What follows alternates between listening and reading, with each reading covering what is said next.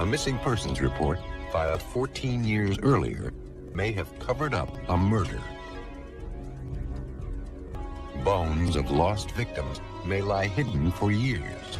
Time and the elements can destroy evidence.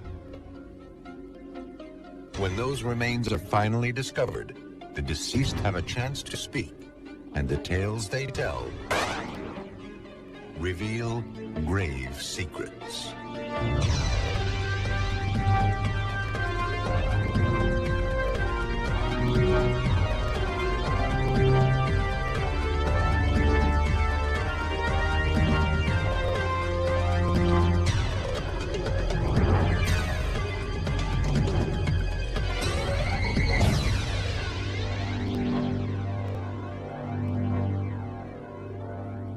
In this episode, some of the names have been changed.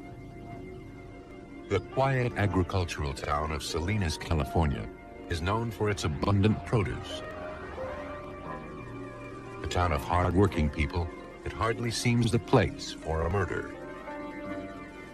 But on January 14th, 1998, the owners of a house discovered something that would change that impression forever. Jim Olson told his wife Sandra and her sister that he discovered something strange in the crawl space under the house while installing heating ducts. I just happened to look over and there's like a pair of shoes. He found a pair of tennis shoes sticking out of the dirt, with the toes pointing upwards. I'm not joking. I want to see it. Sure. That's creepy. He was too large to reach them in the cramped space. To Jim, it looked as if someone may have been buried in a shallow grave. I just got out of there. I didn't want to see it.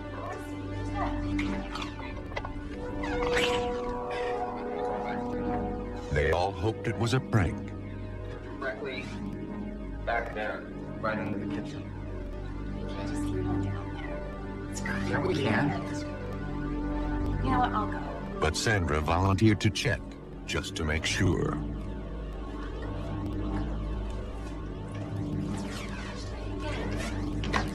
Be careful.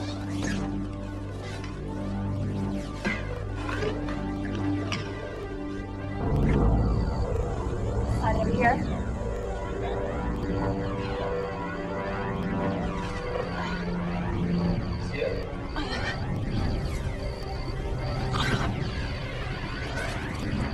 Something was holding the shoes firmly in place. It's stuck on something.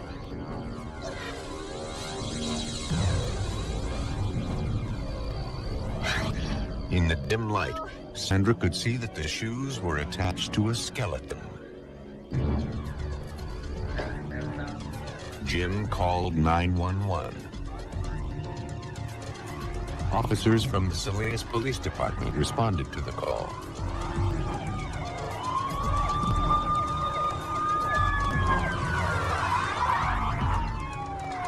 Sergeant Miller and Detective McLaughlin were among the responding officers.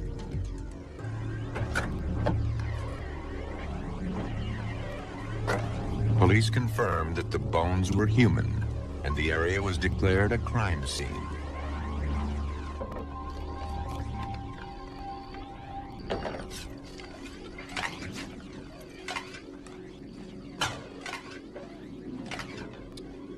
Dr. Galloway, as you can see, this is exactly how we found it. We got To the properly shoes up- preserve the site and recover the skeletal remains, investigators called in Dr. Allison Galloway, a forensic anthropologist at the University of California, Santa Cruz campus. Remarkably, Galloway found the skeleton to be complete and undisturbed by animals. The initial examination determined that the bones were likely male and that they had been there for a number of years. We could tell that the body had been there for quite a while. There was no odor, there was no grease in the bone, there was no soft tissue left. So we say usually that takes about 5 years minimum, but it then can go anywhere up to 50 years. So we have quite a long range. We did see a lot of exfoliation of the bone. The bone itself wasn't disintegrating, but it was in a very protected environment.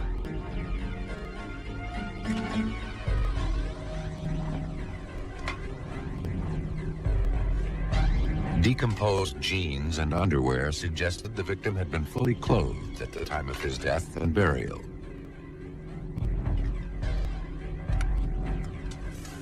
As Galloway carefully sifted through the remains, she found a .38 caliber bullet. Police now believed they had uncovered a homicide.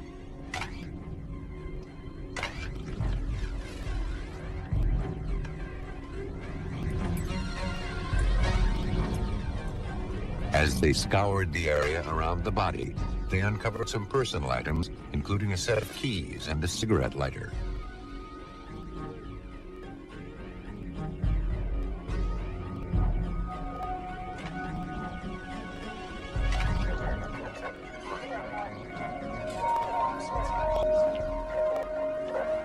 Sergeant Miller of the Salinas Police Department spoke with the family that currently owned the house. Real quick questions. It was pretty much the basics as far as when did you buy the house here? They said that they had lived there for 2.5 years. And I got the story just real quick. Let me just run it by and see if I have everything straight. This was the first time anyone had been in the crawl space.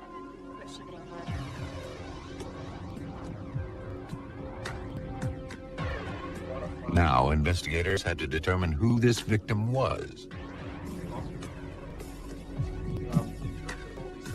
Without the victim's identity, police would not be able to track his killer. I'm surprised that it's how specific they are. I mean, right. Yeah, this was in Albuquerque, New Mexico.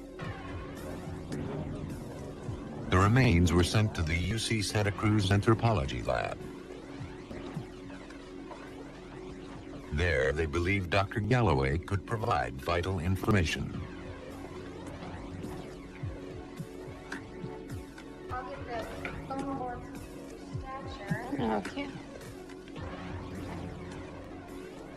I'm gonna go with the right femur.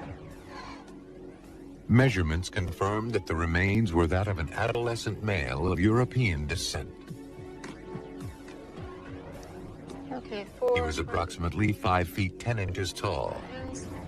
to 5'10". Okay. The bullet found among the remains indicated the victim had been shot.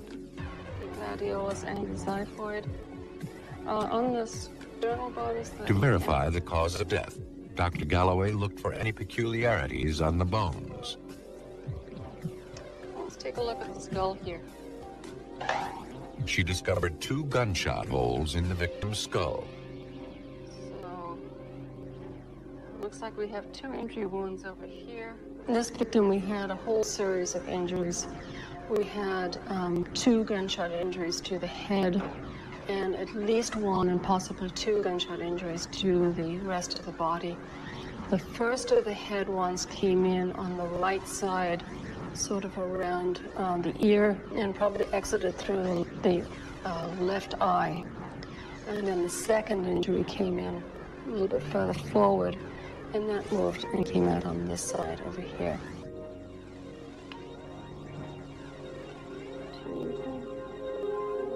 There was also evidence of at least 1 entry wound to the victim's back. And rib 7, we also have some raking.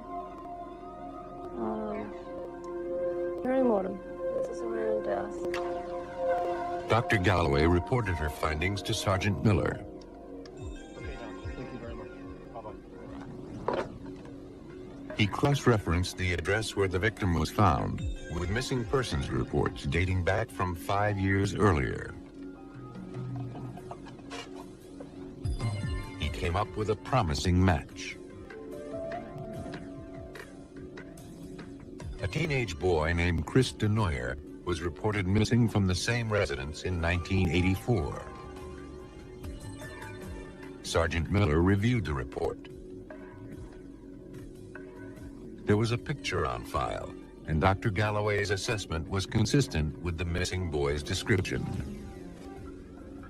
Chris DeNoyer was last seen January 13th, 1984, and it was his mother who had notified police that, in fact, her son was missing at that time. Investigators obtained Chris's dental records.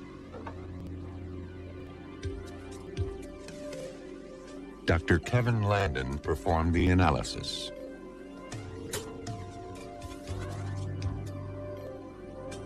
He compared the x-rays from Chris's file to slides of the victim's dental remains.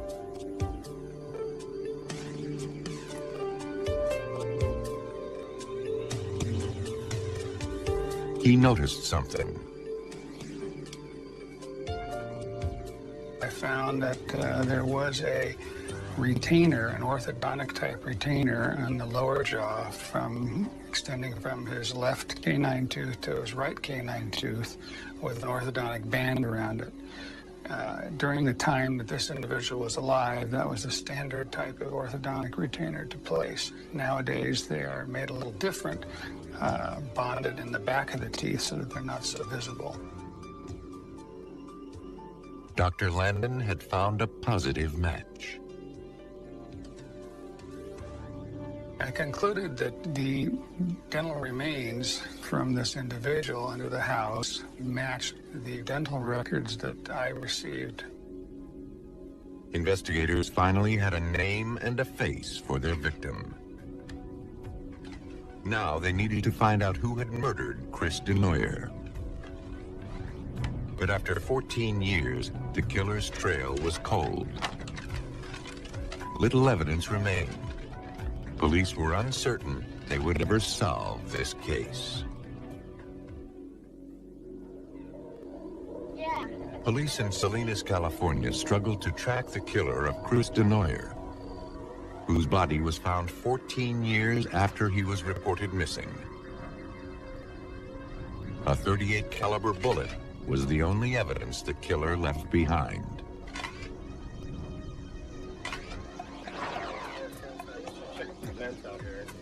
Investigators now needed to reconstruct the events that led up to his death. First, they wanted to make sure there was no access to the crawl space from the outside of the house. They found none. There's only one way in and one way out. So the two possible scenarios are either it's a stranger or it's somebody that lives in the residence.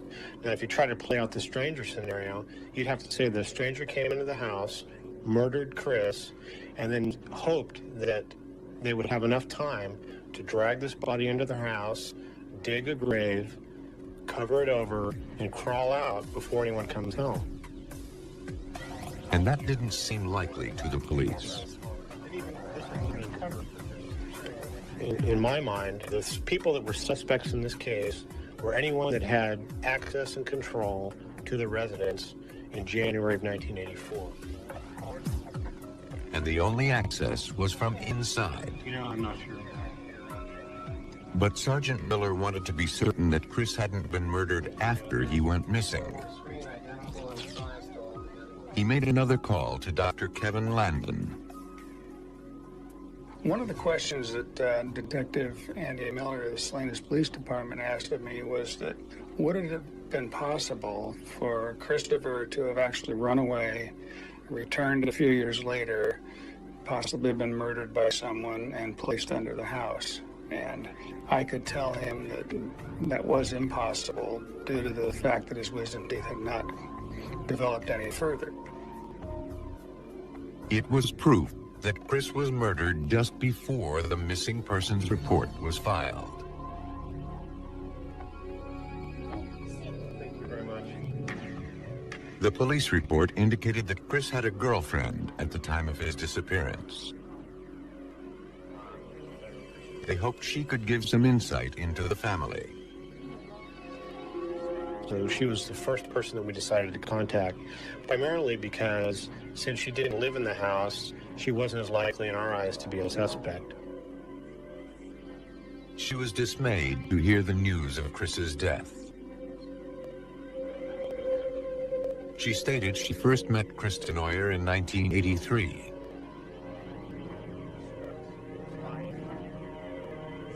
They dated up until his disappearance in '84. Chris, she said, was her first love. When asked about Chris's relationship with his parents, she said that Chris and his stepfather, Jackson Villarta, constantly fought. Villarta was always on him about something.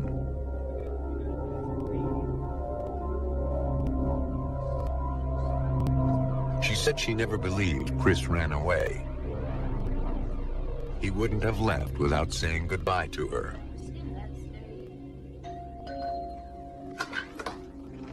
Mrs. Villarta, Detective Miller from Salinas PD. We talked on the phone. Thank you. Investigators decided it was time to speak with Chris's mother.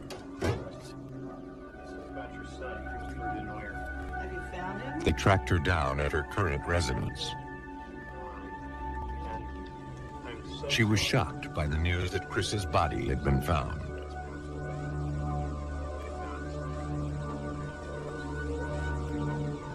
very important as we begin our investigation. On the day Chris disappeared, she was at work. Her husband, Jackson Villarta, called her and told her that Chris had run away. She had been convinced he was still alive. In fact, they had received a telegram from him a few days after he disappeared. Chris, she said, was an average teenager, but they had their problems with him. He and his sister were having trouble adjusting to life with her new husband, Jackson Villarta. Investigators asked if anyone in the family owned a gun. She said that Jackson Villarta had one for home security, but she didn't know the kind. Miller didn't believe that Chris's mother had anything to do with the murder. At the time of this murder, Chris's mother was pregnant, and she's a heavy-set woman to begin with. So the idea of her going through this very small crawl space and digging, a 6-foot trench in her house and dragging a 180-pound victim under there, that's pretty much out of the question. But they did have a suspect in mind. Chris's stepfather, Jackson Villarta. Specifically there. Right. And you can see from the crime scene sketch here that this body. We felt that the only person that could possibly benefit from burying a body underneath a residence was the person who was in control of that residence. And in this case, that's Jackson Villarta. Villarta worked for the telephone company. They found him on his route.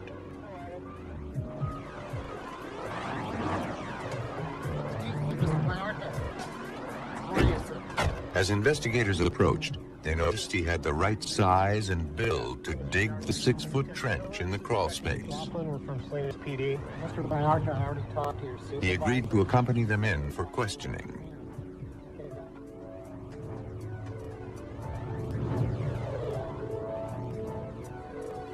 He was cooperative and admitted that he and Chris had had their troubles.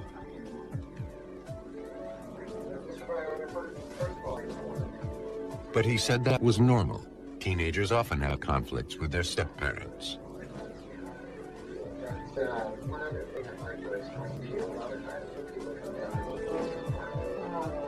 Villarta said he worked from noon to 8 p.m. on the day Chris disappeared. When he got home, his wife told him that Chris had run away. His story contradicted what his wife had told investigators earlier.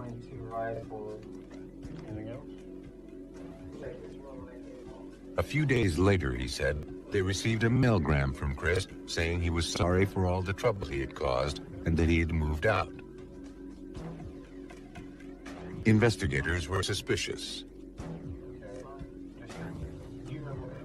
Villarta admitted that he had 2 guns, a .22 caliber rifle and a .38 caliber revolver.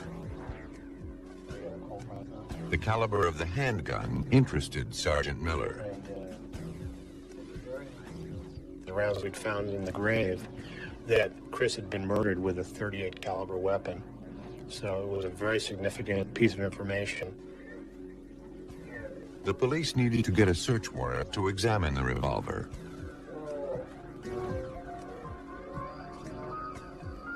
They went to Villarta's house to prevent him from entering and removing the handgun. With the warrant in hand, police searched the home where Villarta now lived. They collected the .38 caliber revolver and some ammunition. I hear that his birthplace is LA. While they waited for the ballistics testing to be completed, they checked out Villarta's story.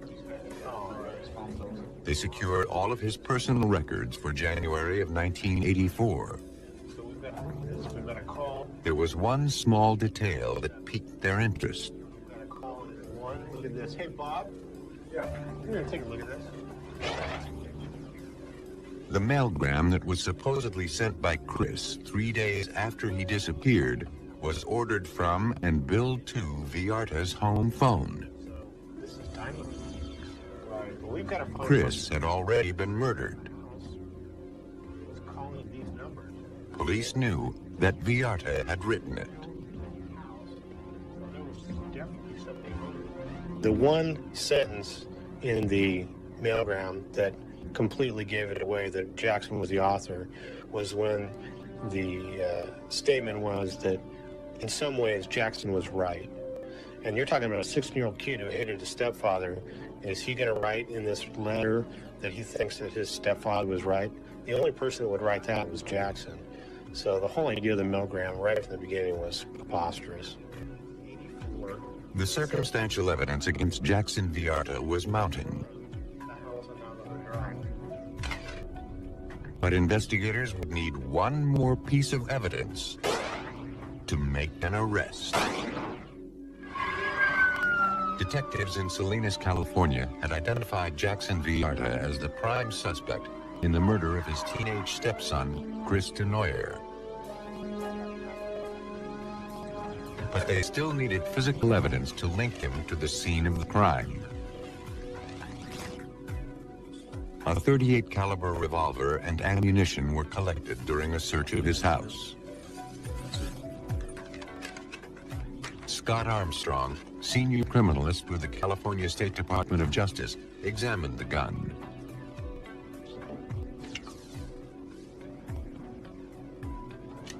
He fired the weapon into a water tank.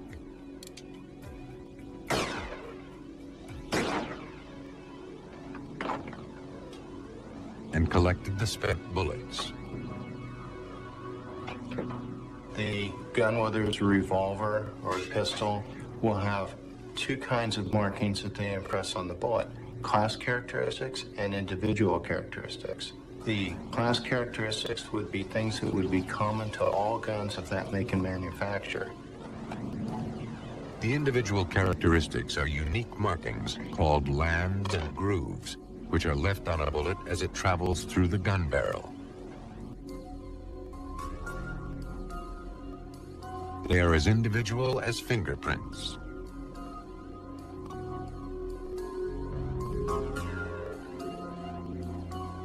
Using a comparison microscope, he compared the bullets from the crime scene to the bullets fired from Villarta's weapon side by side.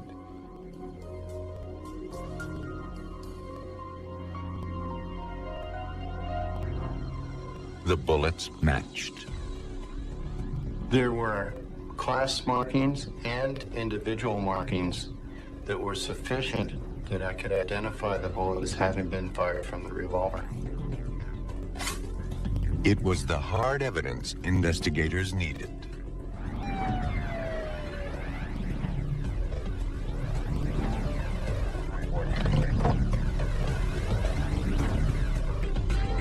Mr. Villarta, your left hand, slowly reach out and open the door from the outside. Slowly step out of the vehicle and face away from me. Take 2 steps to your left. Stop.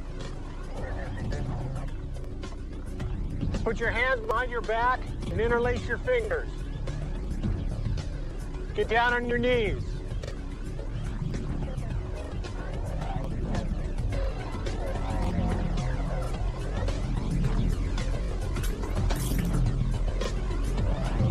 On February 6, 1999, Jackson Viarta was arrested for the murder of Chris DeNoyer 15 years earlier.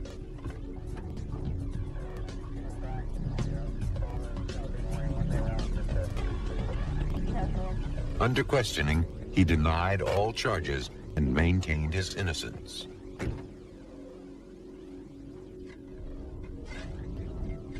At trial, investigators presented a videotape that proved it wasn't likely an outsider broke into the home, killed Chris, and then buried him in the crawl space.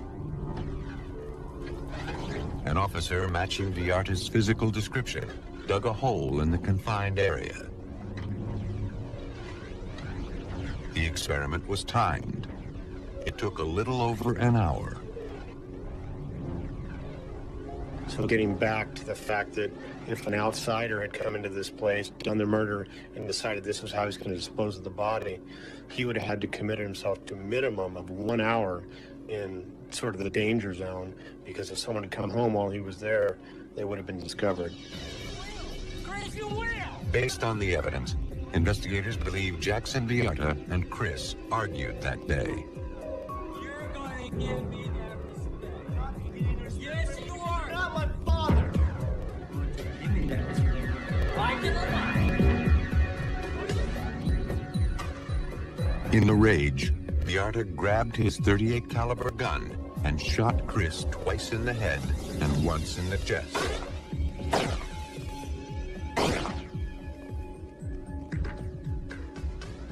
Then, he hid his body in the crawl space under the house.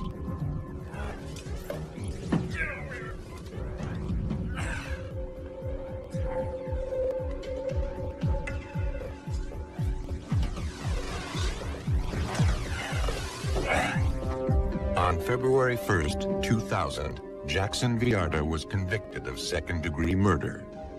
He was sentenced to 17 years to life. Jackson Viarta thought that burying his victim under the house would permanently conceal the evidence of his crime. But some killers believe time and the elements will erase the evidence for them.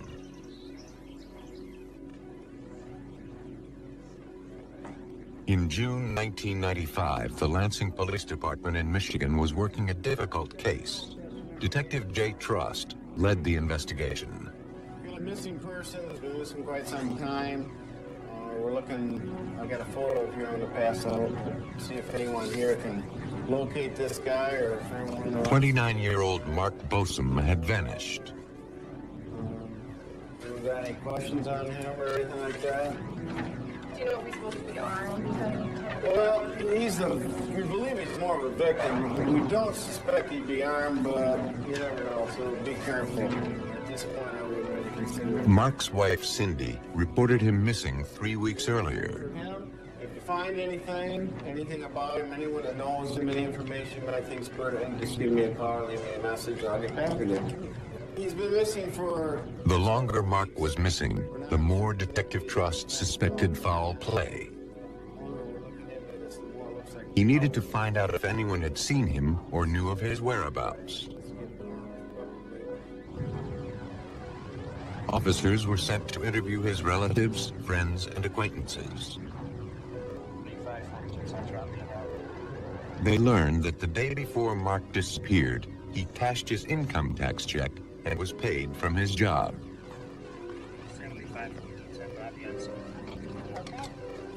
But dozens of interviews turned up nothing else. The police could find no one who'd heard from him since his disappearance. He wasn't seen anywhere, couldn't find anyone that had any kind of contact. We couldn't even find anyone that had even seen him or could remember seeing him, anything like that. So he just like vanished. Sergeant Mark Murray was eager to speak with Mark Bosom's wife, Cindy, the last person known to have seen him. She admitted to him that she and her husband had their problems and were separated as a result, but claimed that both of them wanted to save the marriage. She appeared to me to be a very loving and caring mother. She and Mark had a daughter, and she seemed to be trying to keep the family together. So they were trying to iron out their differences and get things worked out and patched up. She told the sergeant that a few nights before his disappearance, Mark visited her at the bowling alley where she worked as a waitress.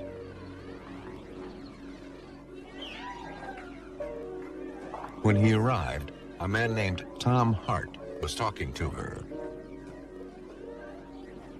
Mark was uncomfortable with Hart and believed that he was interested in more than just a friendship with his wife. According to Cindy, Hart was infatuated with her.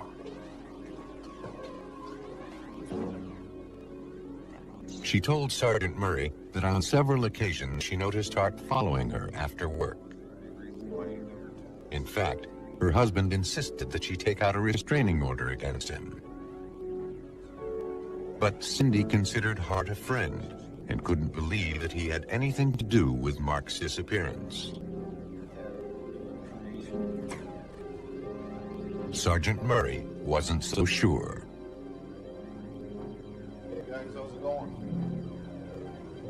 What I thought was that led a little more credibility to the fact that some foul play could have been involved in his gone missing, as opposed to him just leaving on his own. Investigators decided to take a closer look at Tom Hart. When questioned by investigators, Hart was cooperative. The 52-year-old claimed that he and Cindy Bosom had more than a friendly relationship.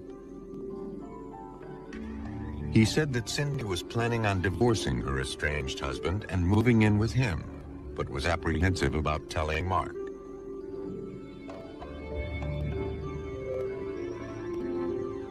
Hart admitted that the last time he saw Mark was the night before he disappeared. He had met with him in person to inform him of their intentions.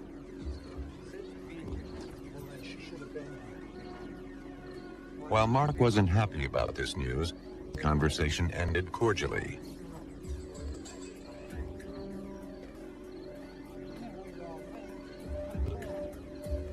In fact, he had asked Hart for a ride to a nearby convenience store.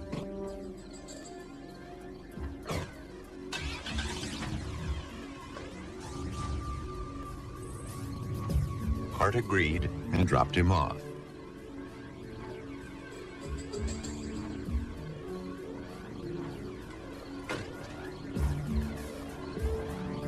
As Mark walked toward the store, he approached two men who were standing outside. He seemed to know them. When Hart asked if he wanted to ride back, Mark declined, saying he'd get one later.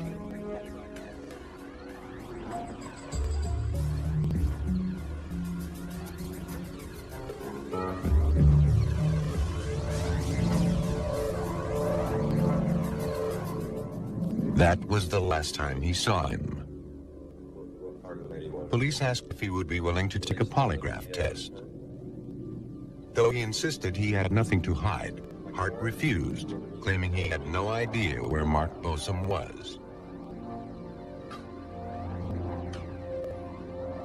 Investigators didn't believe him. By his tone and his mannerisms and his basically, it's not that he wouldn't answer questions, but he was very evasive in his answers. He wasn't real forthcoming with a lot of information. We had to pry everything out of him. He would give you an answer to a question, but he never gave you any meat. Investigators knew Hart was covering up for something. And there was still no evidence of a crime. Police in Lansing, Michigan worked to solve the missing persons case of 29-year-old Mark Bosom. Tom Hart, the last person to see him the night he disappeared, said he dropped Mark off at a convenience store. Investigators doubted his story. They contacted the manager of the convenience store to see if there was a surveillance camera in the parking lot. There wasn't one. And no one remembered seeing either man that night. With no evidence of a crime, and only their suspicions that Tom Hart was involved in Mark's disappearance, investigators met to discuss their next move.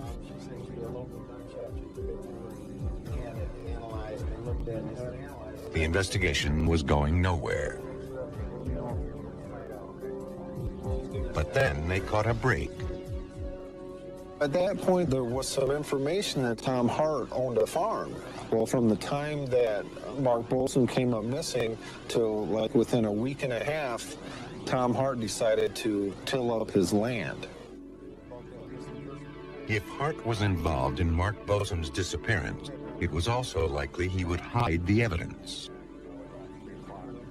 He could have taken him out to the farm and disposed of the body and tilled him up in the soil.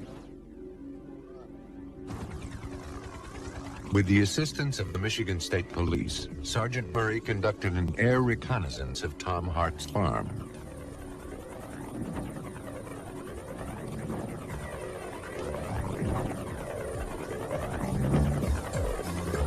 We were looking for where the ground had been tilled up and disturbed.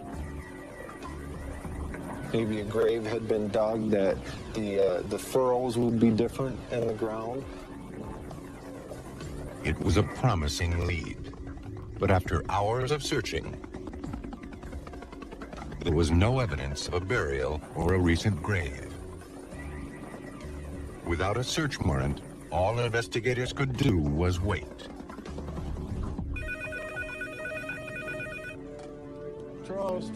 After approximately a month, there was nothing. And on a missing case like this, it starts to go cold. There wasn't a whole lot more that could be done.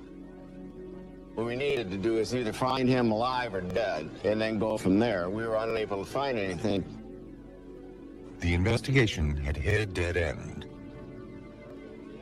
Trost had been down this road before and knew that someday a clue would turn up. He just had to be patient.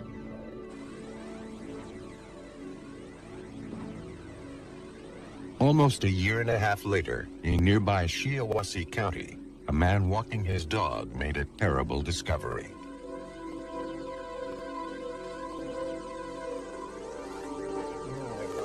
Hidden among some brush lay a human skull. He called the police.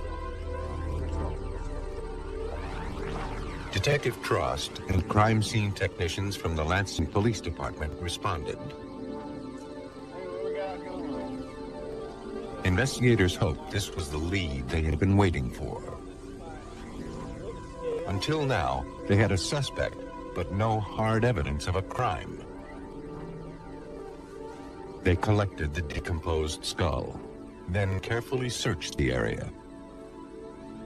How long ago would you say you got here? How long has he been? Nearby, they recovered articles of clothing, a blood-stained blanket, and more human remains.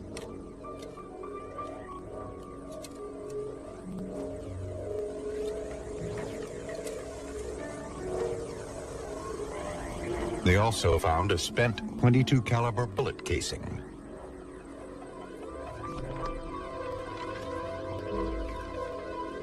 From the level of decomposition, vines that had grown through the tattered clothing, and some insect larvae, they determined that the body had been there for some time.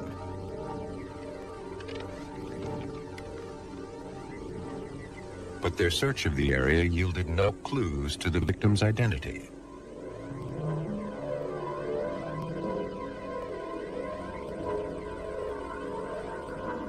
Investigators forwarded the skeletal remains to Michigan State University for analysis. That's a male characteristic. There, forensic anthropologist Dr. Norman Sauer looked to the bones to help establish the person's identity. Border of the eye orbit. After analyzing the shape and dimension of brow ridges on the skull, Dr. Sauer concluded that the victim was male, likely in his late 20s to early 30s. From the measurements of the femur, he determined the individual stood between 5 feet 6 inches and 5 feet 9 inches tall. He also discovered marks on one of the vertebrae, evidence that this victim had been shot in the chest. Our conclusion was that this was probably a homicide.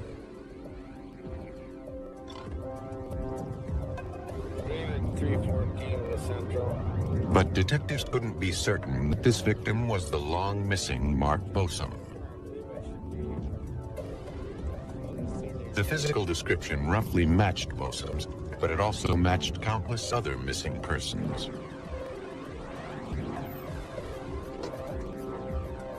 To catch the killer and determine who the victim was, investigators would have to find a way to pinpoint exactly when this victim died. Oh, it is frustrating, very frustrating. At this point, there's no way for us to say for sure who this person is. The victim's clothing and the blanket recovered from the crime scene were sent to forensic entomologist Dr. Richard Merritt. As an expert in insect growth and development, Dr. Merritt analyzes the life cycles of bugs found on a corpse and estimates how much time has elapsed since a person's death.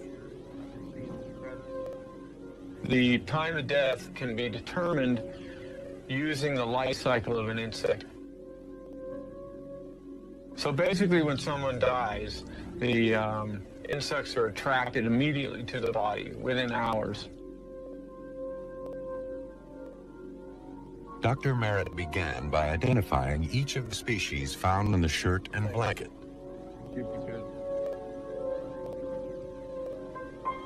Among the various insects present, Dr. Merritt observed an adult parasitic wasp. Though other insects are attracted to a corpse within 24 hours of death, research has shown that wasps will not appear and lay their eggs for several months. Then it takes time for the wasp larvae to hatch and mature into adults. Adding in the wasp's maturation process, Dr. Merritt narrowed down this victim's time of death. The entomological findings showed that this body had been around from 4 to 8 months, maybe longer, since the person died. Dr. Merritt's findings held promise. This victim hadn't been killed recently. Forensic botanist Dr. Frank Ewers analyzed the grapevines found growing through the victim's clothing. By examining the internal structure of the wood stems, Dr. Ewers was able to calculate the age of the vine. Here you can see a growth ring. From this, we can tell that there was quite a lot of growth the previous year. So that meant that it had to be at least 15 months old. And so it told us that the body had to be there at least 15 months. It was the break investigators were waiting for. Cindy Bosom put them in touch with Mark's dentist.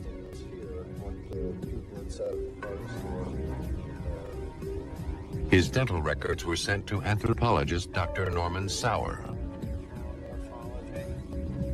Dr. Sauer compared Mark's dental x-rays with the post-mortem x-rays taken from the victim's remains. Once the police had an idea who the remains belonged to, they went to that person's dentist and were able to get hold of dental records and dental x-rays. And that allowed us to do a side-by-side comparison and positively identify the remains as those of Mark Allen Bosom. With the help of forensic examiners, police had finally identified the victim.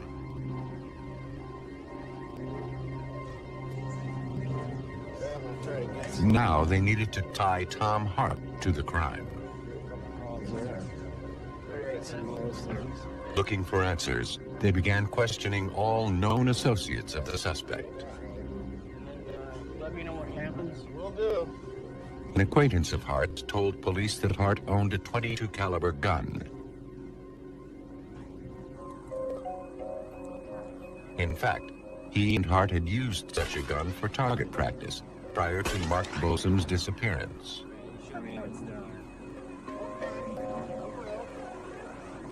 Now, just watch the whole time. I'll show you how it's done.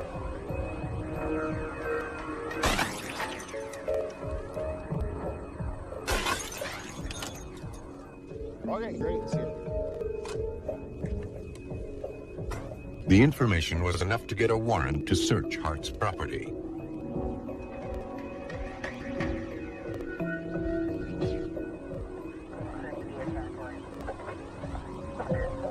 Investigators paid particular attention to Tom Hart's gun collection.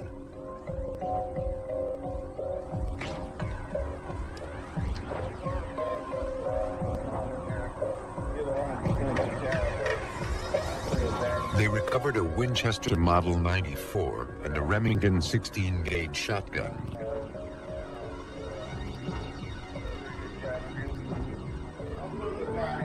Detective Jay Trost knew that neither gun was of the caliber used in the homicide.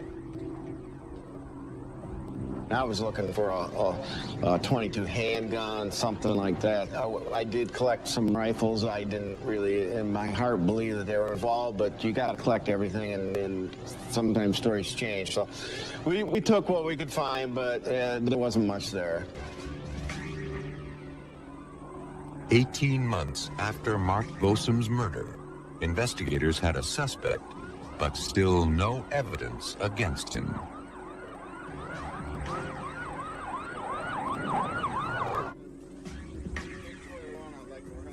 In Lansing, Michigan, police were investigating the murder of Mark Bosom. Their suspect, Thomas Hart, was obsessed with Mark's estranged wife. Police had a motive, but no evidence. A search of his property turned up nothing.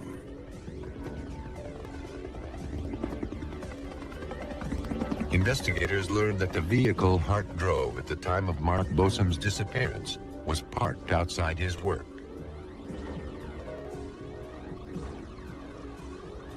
They impounded it for a closer inspection. Detective Murray, you remember me? Here's a search warrant. We're taking your vehicle in for processing.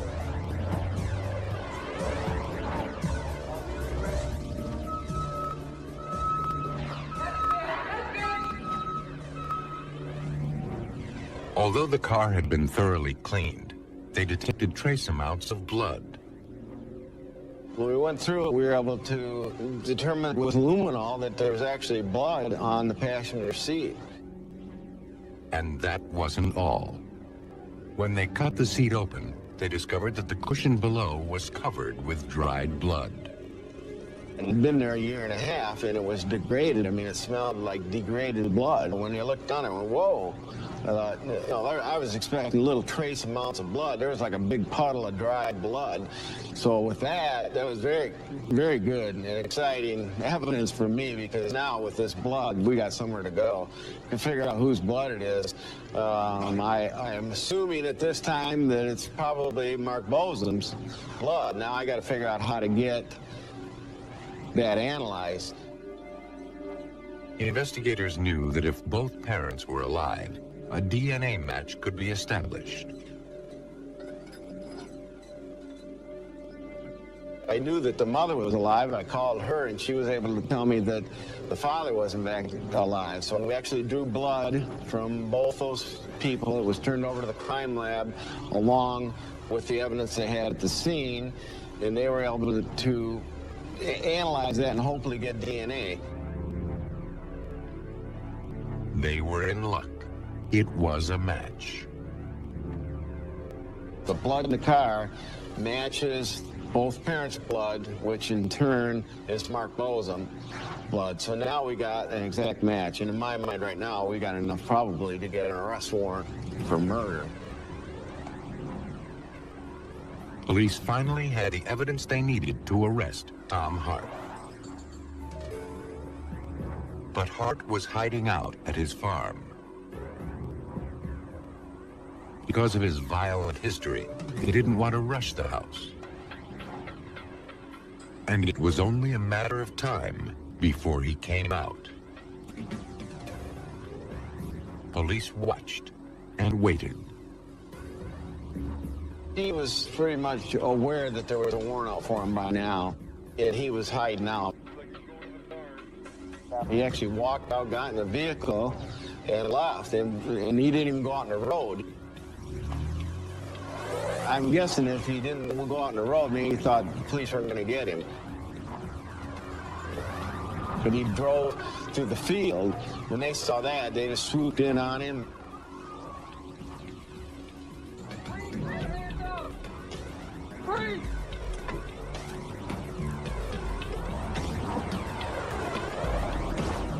Keep your hands where we can see you. Put your hands on top of your head. Turn and face the female officer.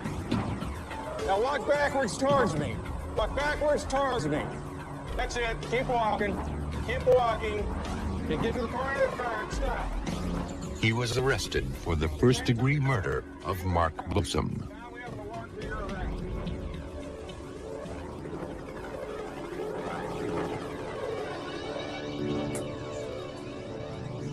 Hey, have a seat, please.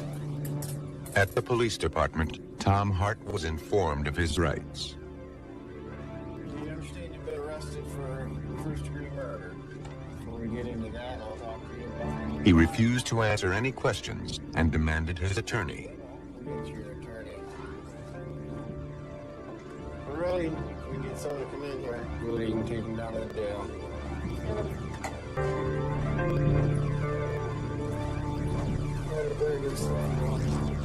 He was placed in the Lansing County Jail to await trial.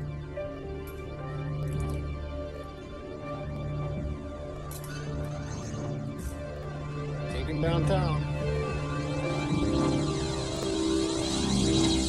When it became clear that Cindy Bosom only wanted to be friends, a jealous Hart confronted Mark Bosom. He lured him into his car. Then he drove Mark Bosom to a deserted area where he shot the unsuspecting victim in the neck.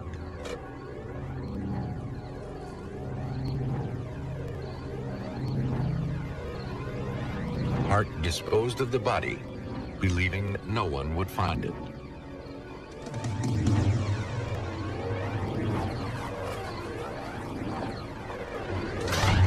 On January 9th, 1998, Thomas Hart was convicted of first-degree murder and sentenced to life in prison. Some killers believe they can get away with murder. Hiding a body may seem like the best plan, but even when many years have passed and only bones remain, forensic science can find the truth and uncover grave secrets.